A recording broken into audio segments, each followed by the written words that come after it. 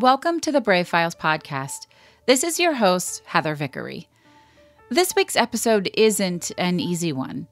It delves into a topic that we as a global community want to pretend doesn't exist. That topic is childhood sexual trauma of young boys. This week I'm talking to Brian Cardoza, who was a sexual assault victim from the ages of 6 to 9. Did you know that 1 in 6 boys will be sexually assaulted by the time they are 18 years old? Sexual trauma is not just a problem for girls and women. Brian is a brave fella. He is Herculean, in fact. He's a painter, a writer, a chef, and one hell of a survivor. In his book, The Unexpected Victim, Brian talks to his younger self, and he says, "We are mighty, little one, and we are brave. It will not always be so easy to find, but it will be there. Know this, many years from now, you will learn to love yourself again, and it will be the most painful experience and worthwhile. Just breathe and know that it does end, and we become a superhero." This episode reminds us that no matter what, you're stronger than you think you are. And while you may not choose what happens to you, you can choose how you let it affect you. You, my friend, are not alone. Healing begins when we realize that we can't change the past, so we must focus on the future. And making a conscious decision to live a happier, healthier life every single day is the key to happiness. Before we begin the episode, I want to say right now that if you or anyone you know is experiencing sexual abuse or trauma, we urge you to connect with RAINN, the nation's largest anti-sexual assault organization. You can reach them at 1-800-656-HOPE. That's 1-800-656-4673. Your calls will be 100% confidential and private. Perseverity, Stubbornness, and Stupidity. This is Heather Vickery, and you're listening to The Brave Files, stories from people living courageously. When we choose bravely in big and small ways, it powerfully elevates our lives.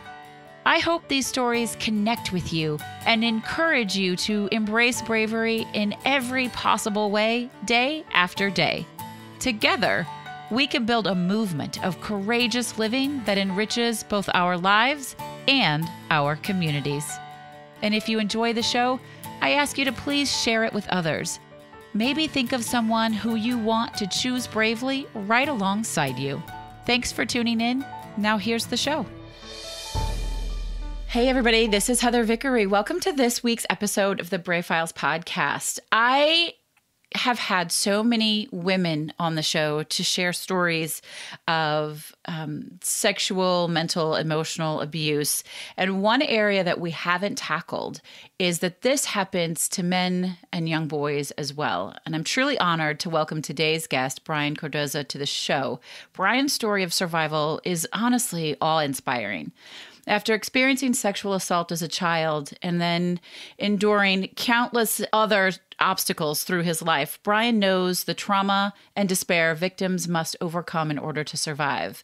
But he not only chooses to survive, but to give a voice to the unspeakable topic and challenge that stigma and shame often associate with male survivors of abuse. Today, he's a philanthropist, an author, a classically trained chef, an inspirational speaker, an artist. And I just am really excited to talk to him. But I have to say this one thing, which I read about Brian before I welcome him to the show. I read that in a letter he recently wrote to himself as a 6-year-old, he said, "Brian, we become a superhero. We are mighty, little one, and we are brave." Brian, welcome to the show. Thank you. Thanks for almost making me cry. Well, you have quite a story, and I really appreciate you reached out to me and asked if it would be a good fit for the show, which of course it is. And as I mentioned before, we talk a lot about victims of abuse, and everyone always assumes that those victims are women. Yeah. And we know that's not the truth. Can you give us a little bit of a background on your story, Brian? Well, so my story, so not only, so I always tell people I'm like the largest unicorn you'll ever meet in your entire life. And the reason I say that is because, well, for male survivors, it's one in six boys will be sexually assaulted or abused by the time they're 18. So I'm one in six, but then 1 in 6. That's a statistic I've never heard before. 1 in 4 girls, 1 in 6 boys. And I'm even more of a rarity and an anomaly because I wasn't just sexually assaulted. I was sold into sex trafficking when I was 6 till I was 9. Holy shit. Yeah, yeah. And so I always try to make sure that people understand that not only does sex abuse happen to men at an aggrandized rate, but also so does sex trafficking. So like the sex trafficking numbers, 40% of your victims are male. And that's not something we ever talk about. And that's something that needs to be observed and overcome. We never talk about that. I'm literally flabbergasted. My mouth, I wish you could see me right now. Can I ask how I don't even know if I want to know. How does a 6-year-old, what was your life circumstance? Were you... So when I wrote the book, The Unexpected Victim, which, not to shamelessly plug it, but it's on Amazon. No, I was going to ask you about it. We'll talk about it again later too. Yeah. Well, what had happened was, I always love that. What had happened was, so when I was 6, my father decided that he was no longer going to be part of the family. And when he left, my mother had a psychotic break. And I put it in my book, the exact quote, and I'll never forget it because it's seared into my brain for the rest of my life. So my mother and father, they did the typical court-mandated 1-year separation where he lived in a different room in the house, so on and so forth. So when he left, he just left. We did not have a relationship, and I can explain that further, but my father and I never had a relationship. I always say this. My father didn't hate me because that would have designated an emotion towards me. Yeah. So I just didn't really exist to him. But to me, he was still, the God. You know what I mean? Sure. So I get home from preschool. I walk into the house to get him to go shovel the driveway. I walk into the room that he had been staying in, and it's literally so clean, Heather, like not even the memory of a cigarette is in the room. It is just spotless. Wow. So I hit the floor crying because I know what this means. And my mom is standing behind me, and I hear these words, and I will never forget them. And she says to me, "He left this family because you couldn't make him love it." Oh my God. So that was the start of the emotional and physical abuse that day. Now, I have an older brother by 4 years who my mother was able to convince that the reason why he lost his father was because I had failed the family. You, the 6-year-old. The 6-year-old. And, he was only 9 and 10 years old. I mean, so it's pretty easy to convince a kid that. Oh my God. That same year, my brother had a best friend that was a little bit older than him who had taken an interest in me. And so my brother, out of revenge, sold me to his best friend to be not nonchalant, but be careful of people's ears and triggers. I was his play toy for 3 years. Holy fuck. Wait, okay. How old was this boy, person? My rapist at the time was 11 to 14. The fuck does an 11 to 14-year-old? So part of that is we didn't know this until much later, and I didn't know this from my family because my mom threw me out when I was 15, and so I found out more and more as I dug into stuff. My rapist, his father had been molesting him. Of course. So in this very particular instance, it was a learned behavior, but not all. So I want to make sure I preface this so that people understand this. Not all male sex abuse survivors are going to be predators. There's a very, very, very small number of us that become that. Thank you for saying that. And so there's a large misconception. I grew up in the 80s and 90s where I was raised to believe because I was a sex abuse survivor and I was an abuse survivor that I was going to be both those when I got older. And when you realize that that's all, propaganda and bullshit, it's another revelation that's painful. But the other thing I want to just quickly say, though, real quick, I want to say this because I think it's important to say this as a member of the LGBTQ community. The other thing is being raped or assaulted by someone of the same sex is not going to change your sexual orientation. It does not do that. When Sandusky's stuff happened, even my own dad, I would hear be like, well, he's making all these boys gay. Like, that is not how that works. I always remember that commercial with the 3 old ladies when she's got the pictures on her wall. And the other lady's like, that's not how this works. That's not how any of this works. One of the things I always tell people is so when we look at the trauma and the hierarchy of trauma for sex abuse and rape and stuff like that, what we see is that for men and women, we literally correspond down the road for the trauma and our trauma survival and the symptoms and everything that coincide with them. The only difference I have literally ever heard, Heather, and this is literally the only difference, is I have never heard from a female survivor this question, but I have heard it from every male survivor I've ever talked to. Is it going to make you gay? Is this make me gay? Yeah. And that is literally the only difference. Otherwise, we both run down the same roads. The only major difference in the roads that we travel is that when women are displaying the signs of sex abuse, they are ridiculed, they are called sluts, they are called whatever, whereas men are patted on the back. And so that's part of what I speak out against is this false alpha male concept, which was, radically disproven in the 1970s. But we don't talk about that because we like living lies.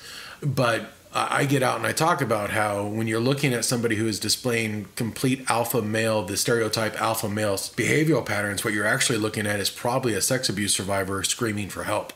Yeah, I could totally see that. Yeah, and whereas men are venerated, because, you tell authority to go screw themselves, or you had sex with 12 women, or, all these things that if a woman does, she's a slut or she's a troublemaker.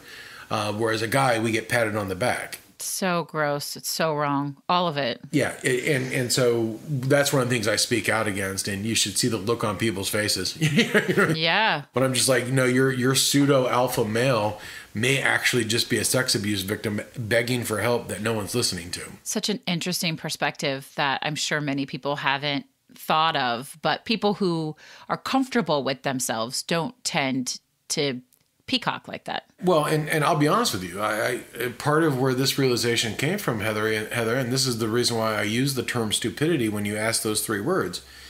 I was that person. I don't know if you've actually ever seen me like in person or a photo of me.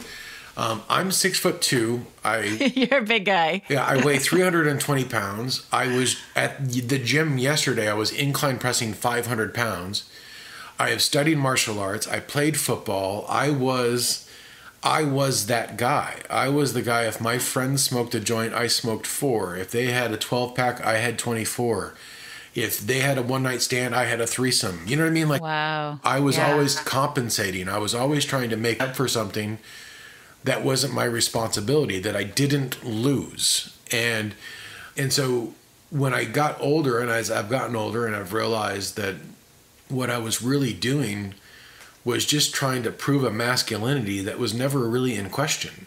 Yeah. And when I looked at what I see in locker rooms today and what I see young men doing today, it really makes me realize that they're not trying to act cool. They're just trying to cover up for something they felt like they lost. Yeah. And society has said they lost it because somebody, did something to them. And that's just, and that and plus the fact that, a girl's virginity is protected with a shovel and a shotgun, while a boy's virginity is best given away. Absolutely. So it's so messed up. Yeah. And that sets up a rape culture that people don't realize. Absolutely. And that's part of the stuff I talk about too, is just trying to eradicate the stupidity of what society is telling us and versus what is actually morally and ethically correct. Yeah.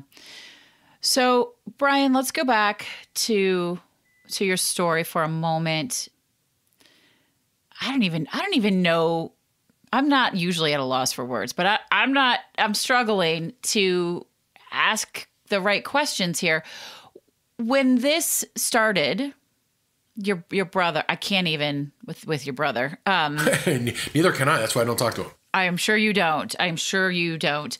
How does this exchange take place? And also, I think it's worth noting when we hear sold into, sex as a sex slave, in my mind, I picture, sold at a truck stop and kidnapped. And that is not what happened. It was And for the most part, that's not what happens to most victims. Okay.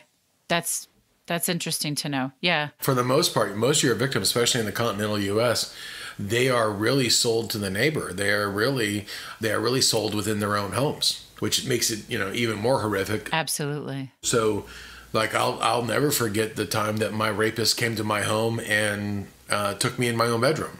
You know what I mean? Like, so, these are so horrifying. I have a 6-year-old daughter, and I can't imagine. Yeah, it's not fun. You know what I mean? And so what ended up happening is, I put it in my book also, is that the one thing I don't blame my mom for, even though she was, honestly, I was getting beaten on a regular basis with coat hangers and broomsticks. Oh my God. By her. Yeah. Sometimes by little bits of 2x4, you know what I mean? Like whatever she could get her hands on. And so all that stuff, I'm like, I'm going to put that solely on her back. You know what I mean? Like that one's on you. But the sex abuse, I really don't blame her for. Yes. I don't really fully blame her for. Now, granted, if she hadn't isolated me the way I was, if those things hadn't happened, maybe I wouldn't have been sexually abused. But the reason why I don't blame her is because back in the 80s, before we found out really more about sexual abuse and what was going on in the world, my mom the reason why my rapist had such access to me was because my mom, being a single mom, she would drop her oldest son off at his best friend's house, which was my rapist. Yeah. And then if she needed to go do something or get something done, she would drop me off at the same house. Sure. Well, that person also was the scoutmaster for my brother and his best friend. Oh my God. So who literally back in the 80s wouldn't have dropped their kids off at the scoutmaster's house? Jesus. You know what I mean? Like I in the 80s, I would have done the same thing because that's what socially I was being told that was okay to do. Right. So I don't blame her for the sex abuse. I do blame her for the behavior that allowed that to happen, but the actual abuse, I don't. What ended up happening is we went over to, she dropped me off. She was going grocery shopping. I get inside the house and there's this huge story about where they were and and my rapist is grooming me to ask certain questions. So I asked those certain questions, and then the next thing I know, he's like, "Hey, I'll show you what sex is." And he rapes me on a red beanbag on the second floor of his house. Oh my God. And so, and I'm sorry. Well, so this is one of the things that Heather, I always talk about is that there's no such thing as a time machine. So I can't go back and change anything. I can just change how I deal with it every day. And the reason why I talk about it so openly and so unabashedly and without shame is because I had nothing to do with that. Like, that was just what happened to me. No, of course not. Yeah. If you want to talk about the one night stand I had with a girl that thought it was more and I was a complete jerk to, I got some shame for that. You know what I mean? like, of course. Yeah, of course. I mean, it's just, I'm sitting here with all of these thoughts running through my head, like where have my kids been? Have I loved? How well do I know the people they've been with? Have they been together? It's terrifying as a parent who actually cares about their children to think about anything like that. But that also, Heather, and that just actually proves how much you actually do give a shit about your kids, because those are questions that good parents should have in their heads at all times. Yeah. How well do I know this person? You know what I mean? Like, I have another male survivor. We're on the Bristol Cone project together. He was clergy abuse, and he has a thing. He says churches aren't safe. No. And as much as that riles some Christians and Catholics and Baptists and Protestants and all this stuff, it's just true. It's just true. And it's not so much a bashment against the religion. It's a bashment against the people that just drop kids off there because of what it is. Like, you need to investigate who your clergy is. You need to investigate who the Boy Scout leader is. You need to investigate anybody that's spending one-on-one time with your kids. And that's just always. You know what I mean? Yeah. And so a good parent like yourself who's like, no, how well do I know this person? That is the ultimate question I want every person that has ever thought of conceiving or thought about spreading their seed to be like, okay, who's going to watch Little Jimmy? You know what I mean? Like, and let's really take a look at it. Yeah. Oh my gosh. So this horrifying situation stops when you're 9. What caused it to stop? So I aged out. Oh, he only liked little kids. Yeah. That's so fucked up. Yeah. And it's even worse when you hear somebody else say it. But yeah, no. So I aged out at 9. The physical abuse and emotional abuse from my family lasted till I was 12. And then when I hit 12, I hit like a 1-foot growth spurt. Oh, then they couldn't get you anymore. Yeah, so the physical abuse wouldn't work anymore. It was just kind of like my mom would hit me with the broomstick or whatever, and I would just be like, whatever, you know? But that's when the severe mental abuse really started to ramp up. Yeah. And I put my mom on notice when I was 12. So good for you. I was leaving the house, and I wasn't supposed to leave the house, but I was just like, I'm out. And she looked at me and she was like, be home by 7:30. So I left, and I came home at 8 o'clock in the morning, and she was there, mad, pissed off, screaming at me, and she was just like, where the hell have you been? And I was just like, you didn't say AM or PM, and I walked by her. And also, she hadn't shown any indication that she actually cared. She just wanted the control of. Yeah, and so I think she got put on notice, like, well, now I can't beat him, and now he's actually smarter than me, you know. And so at 15, on December 14th, 1989, just for your listeners to know, I grew up in Anchorage, Alaska. On December 14th, 1989, my mom threw me out. And I ended up sleeping in an abandoned car at the end of a street, and literally, not figuratively or hypothetically, literally almost froze to death. And I have never been back home since. Have you spoken to any of your family members since? So I did the typical stupid thing. I got immersed into drugs and alcohol. I even did a little stint in prison. And when I got out of prison, because I hadn't started therapy, because I hadn't started looking at what had happened to me in a clear focus, I still wanted to be accepted by my father. I still wanted to be accepted by my brother and my family members. I hadn't learned that lesson. Just because they're your family doesn't mean they're not toxic. That's right. Yeah. So I got out of jail and went to Boston to get away from the people that had put me in jail. I had clarity in jail that if I had continued this behavior and this attitude, I was either going to end up back in jail or in a coffin. Absolutely. Good for you for recognizing that and choosing the other path. Well, solitary confinement can do that to you. Oh, man. So, or make you fucking insane. Yeah, well, so. I can't say the other isn't also true. So I went east, confronted my father, found out the reason why he had such non-emotion towards me, because according to him, when he was coming back from Nam, he was coming back to leave my mom, and he one night dalliance caused me, and then he felt trapped for 6 years, so that's why he left. He was just like, I'm out. I can't stand this kid. So, but it wasn't at all about you. It was about your mom. Yeah, and so trapping him. Yeah, and so it wasn't, my son. It was this little bastard, right? So that was the reason for his. And then when I confronted my brother, he was, of course, in denial. I've never met an abuser that was like right at the rip, being like, "Oh yeah, I totally abused you." You know what I mean?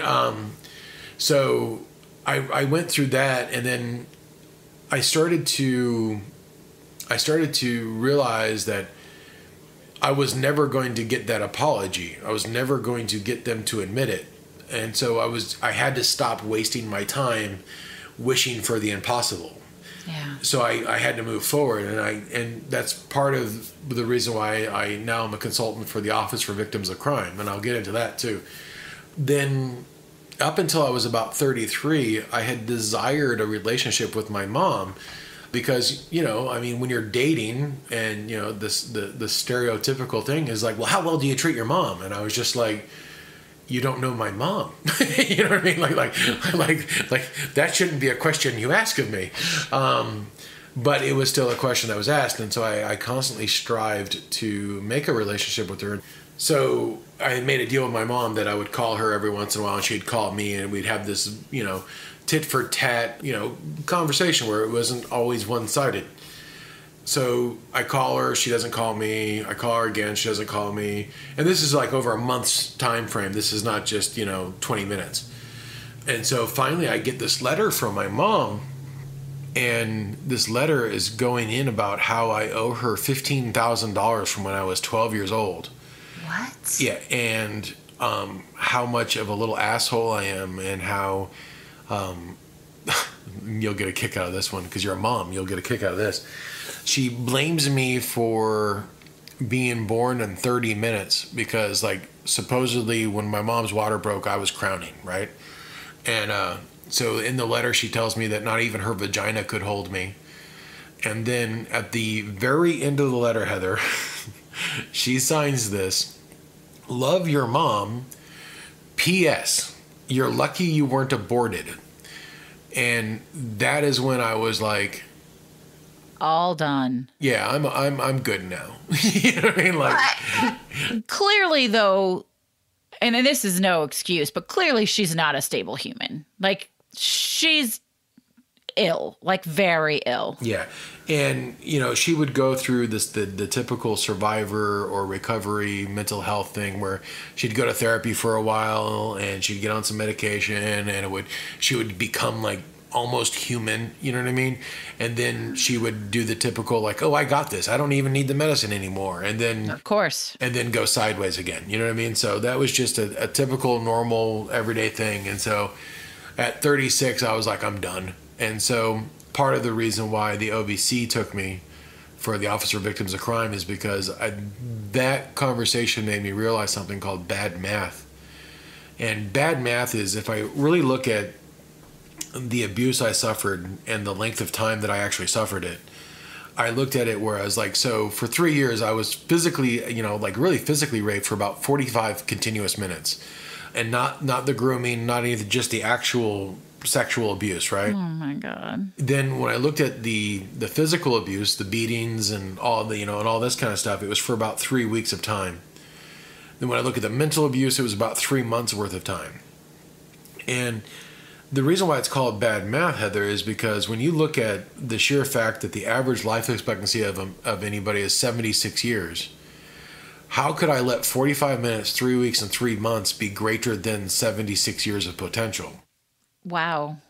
So the reality is that mathematical equation... It's really bad math because it messes you up in every possible way, and it affects every choice, every friendship, every relationship that you have for the rest of your life. Yep. But when you realize that you have greater potential in 76, 79 years of life, you start to realize that you have the decision, you have the choice of how you handle that information. And so now every single day I get up, and this is not no word of a lie, my morning routine. Every morning I wake up, I call Calypso to my side. She comes over, she gives me a hug, puts her head right in the middle of my chest. I kiss her, we go put her outside, and the entire time I'm waking up, I'm telling myself today is going to be better than yesterday. Good for you. And that includes if I won the lottery. You know what I mean? Yeah. Like today is going to be better than yesterday. Because you're going to make it so. No, and that could just mean I didn't stub my toe this morning. Yeah. You know what I mean? Yeah. Yeah. And so when you realize that, because I hear this from the survivors a lot, and it always comes off harsh, but then like a year later, I'll get a message from them, and they're just like, "Thank you for saying this," is that we spend so much time wondering what if and what would have been that we go down this rabbit hole and we start to make poor decisions again because we're not in a good emotional state. Yeah. the minute you realize there's no such thing as a fucking time machine, that there's no way to go back and change what did happen, but what you do have control over and what you can do something about is how you react to that information, you start to gain control back over your own life. Absolutely. And that single-handedly is probably one of the greatest revelations I've had on top of writing my book, because getting it out instead of keeping it in. Yeah. And finding out that those, well, maybe I'm just thinking this because I'm crazy thoughts was actually affirmed by 12 people that were just like, no, I totally thought the same thing, you know? Yeah. That is very cathartic. Absolutely. Let's talk for a moment about your book. What's it called? The Unexpected Victim. It's, again, you know, we don't consider males as victims in this thing. Yeah. And then also, if you looked at me, Heather, the first thing you would look at is like, okay, so where's his Harley? You know what I mean? Right. But, you know, but the reality is that, you know, when I come out as a speaker, as a sex abuse survivor, because of my size and the way I look with tattoos and shaved head and all this kind of stuff, I say I'm the sex abuse survivor, and you can just see people's faces, on the looks on their faces are just like, holy crap. Because for an instant, everybody forgets that I was 6 years old at one point in time. Right. You were a baby. Yeah. And what I love about that is that actually for an iota of a moment blows their perception of what a sex abuse survivor looks like. Yeah. And they realize that this literally could happen to anybody. And it really oftentimes it helps people develop a sense of compassion and empathy with those people around them, because now they can look around and be like, you know, everybody has an idea of what a male sex abuse survivor looks like, whether that be a feminine male or a quiet male or a kid that dresses all in black. You know what I mean? Like, sure. But when it's the guy that, you know, is 6'2", 320 pounds, looks like he can bench press a truck and has, you know, glacial blue eyes, they're just like, like, what the hell is this? You know? Yeah. So, yeah. What was your writing process like? Torturous. Yeah, I'll bet. So I'm one of those people that when I decide to do something, I'm going to get it done. And I was able to write the book in 4 months, but it still took a year to get done because I had a great editor who would go through what I wrote and then send it back to me, but with questions or... Yeah, that's what they're supposed to do. You know, and also, you know, the hard part is, and I say this to every person I coach in writing their own story, is that you can't take those questions personal. Of course. What they're trying to do is they're trying to make it to where your book is readable, right? Mm-hmm. So they're not saying to you that you weren't being authentic, that you weren't being genuine in your emotions. They're having to look at this book writing process as a way to say, what you went through is absolutely horrific, so we have to lighten it up a little bit so they'll turn the page. Yeah. Yeah. And that's hard to hear, and it's hard to accept the fact that they're not doing it in a brisk manner to be painful. They're doing it because they want your story to be told.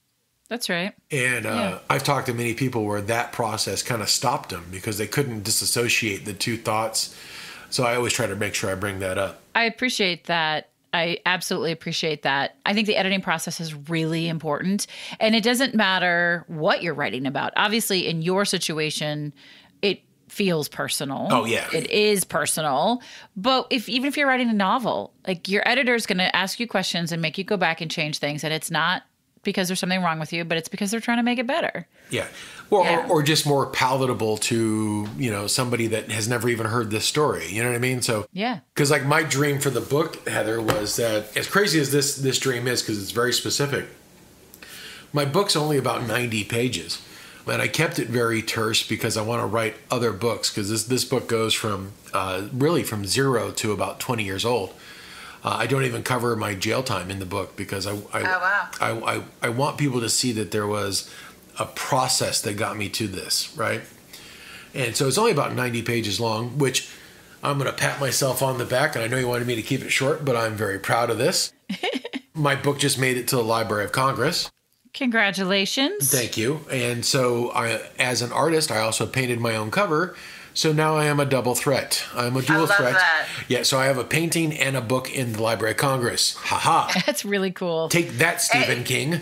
You earned it. Yeah, so my dream for the book was to get it into bookstores at airports, because it's a short read where you could read it in a couple hours. And when you're in airports, there's a higher probability of trafficking going on there. Oh, wow. Yeah. And so survivors could read my story, whether that was because somebody left it there or because somebody actually bought it at a bookstore, and that's why my book's only $12. It's cheap. You know what I mean? Like, yeah. And that's what I would like to see. Like one day I go to the airport to, go talk to Stanford, and all of a sudden I'm like, holy crap, that's my book. You know what I mean? Absolutely. Yeah, that would be absolutely astounding. Well, I'm going to hope that happens for you. If we have anybody who's listening who has any pull in the airport bookstores. Yeah, that would be awesome. See what we can do there. Brian, you are I love your energy. I love your message and your willingness to share it and support and honor everyone who may have gone through something similar to this. I would say from where I sit, there's a lot to celebrate, but I am not you, and I don't have your experiences. Do you feel like there's a lot to celebrate? So ironically, though, because you do batch your interviews, so that you can get them all done and still have an actual life. I do that, yes. Today was the first day that was available for us to speak, and it's also coincidentally my 46th birthday. Happy birthday, Brian. So thank you. So this year I decided that I was going to actually celebrate my life because for 40 years of it, I didn't exist. Especially in my family, I was really just a household slave. For a quick story, when I was 7 years old, I made my very first Thanksgiving dinner because if I didn't do it, it wasn't going to get done. Oh, wow. And so that's been my responsibility. I was always in the back. I was the chore boy. I was the kid that didn't exist. So for 40 years, I've been that way. I didn't celebrate my birthday. I didn't put it out on social media that my birthday was this day or anything. And so today I was like, you know what? Screw this. And so I put it out on social media.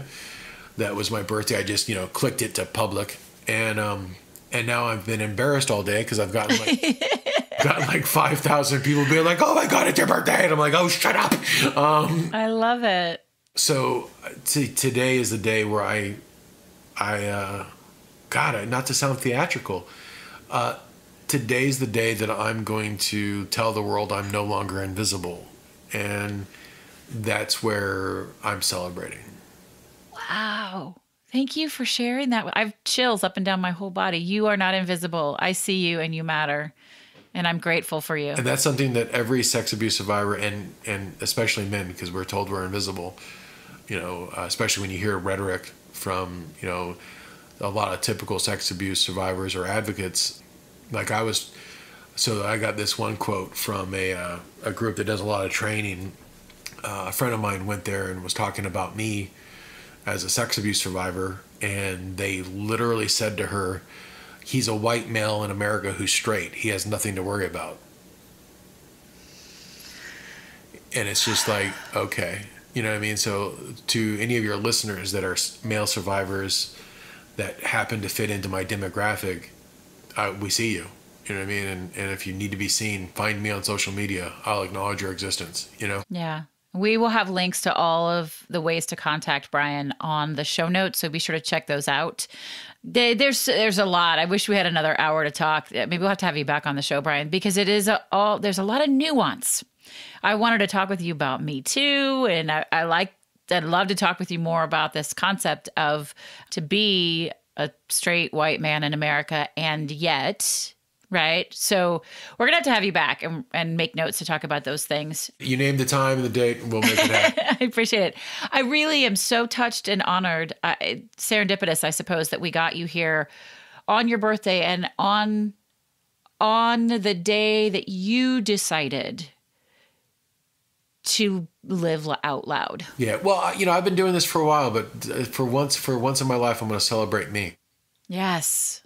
And so that's what I'm going to do. But I also want to say one thing to you, Heather, before you sign off, is that it's people like you, people like Joel Moore, and people that are doing podcasts, Andy Grant, that are making sure that male survivors and female survivors are finding equal footing, and where our stories are being told.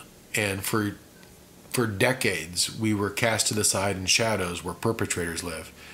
And because of people like you, you've given us a voice and you've given us a face. So I have to say thank you to you, because we don't do this work because we don't know what trauma is. We know what trauma is, and we face it every time we talk to somebody. So I would like to say you're quite the badass yourself, and thank you for taking the opportunity to face triggers and give us a voice, even though these stories are hard to hear.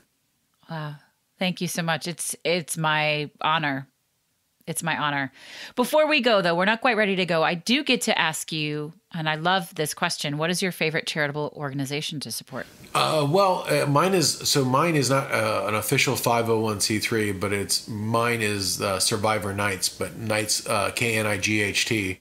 Okay. It's we are a traveling art show that helps people with trauma to speak about their pain through the medium of art.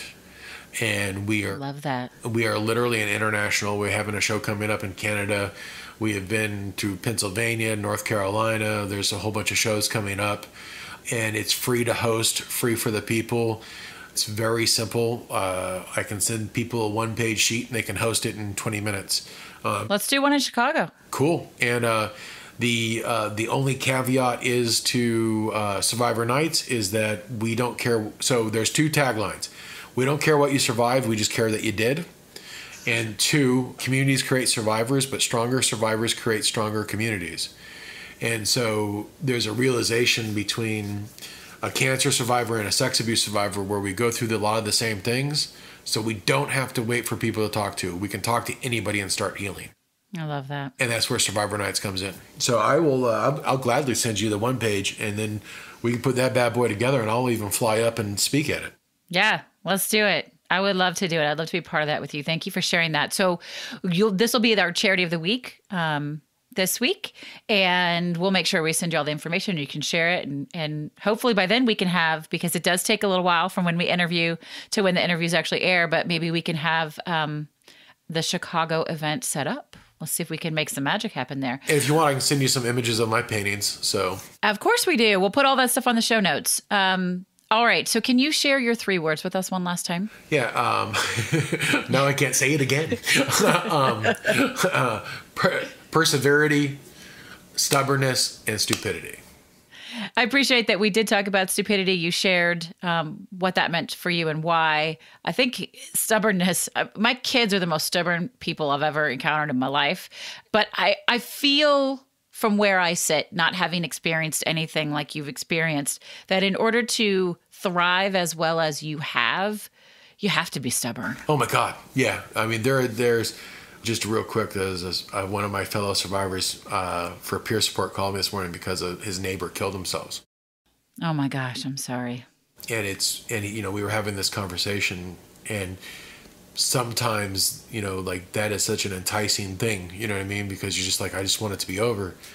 But it's that stubbornness that says, you know what, tomorrow's going to be fucking better. You know what I mean? Right. And you need to have that, even though it may be no evidence that it's going to be, but you have to be stubborn to believe it can be.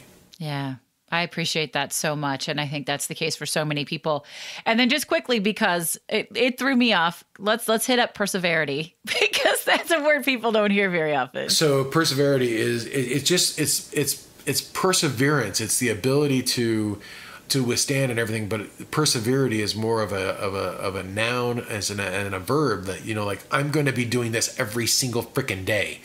And there's nothing, and I can take the adversity and just push it away. You know what I mean? Because you don't wake up in the morning and everything's going to be perfect. That's just not the way the world works. No. Mm-mm. So you have to have the perseverity to overcome that. And so it's worth it. And so just real quick, I want to say this real quick, is that for my fellow survivors, male or female, we know that the sooner into therapy, the sooner into recovery. And I will tell you that in all honesty, there will be days where going to therapy sucks. There'll be days where you don't want to get out of bed.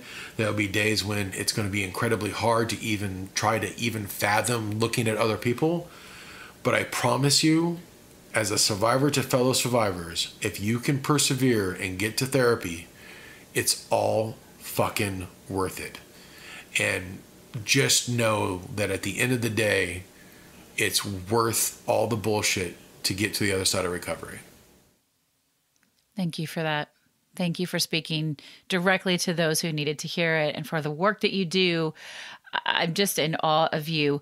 Listeners, please know that if you or anyone you know is being harmed by sexual assault, there is help for you. People like Brian are here to help you. And there is the National Sex Assault Hotline, which is 800-656-HOPE.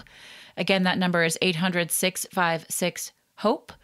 Grab a copy of Brian's book so that you can see the signs, so that you can know how to be an ally and a safe space for somebody who may need it in your community.